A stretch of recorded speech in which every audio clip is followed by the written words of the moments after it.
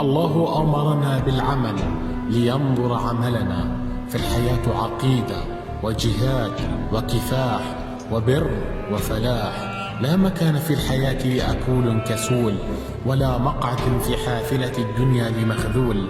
ابدأ في طلب الأجر من الفجر بقراءة وذكر ودعاء وشكر، لأنه انطلاق الطير من وكورها.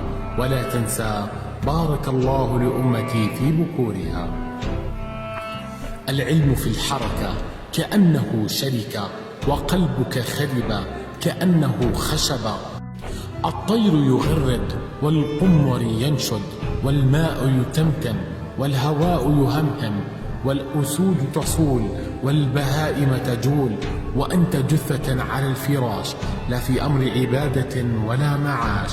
نائم هائم طروب نعوب أكول كسول، ولا تقل الصبا في اتساع، وفكر كم صبي قد دفنت. تفر من الهجير وتتقيه، فهلا من جهنم قد فررت. أنت تفطر والملائكة لا يفطرون، وتسأم العمل والمقربون لا يسأمون. بما تدخل الجنة؟ هل أوديت في نصر السنة؟ فانفض عنك غبار الخامول يا كسول، فبلال العزيمة أذن في أذنك، فهل تسمع؟ وداعي الخير دعاك، فلماذا لا تسرع؟ لا بد للهمم الملتهبة أن تنال مطلوبها، ولا بد للعزائم المتوثبة أن تدرك مرغوبها. سنة لا تبدل وقضية لا تحول.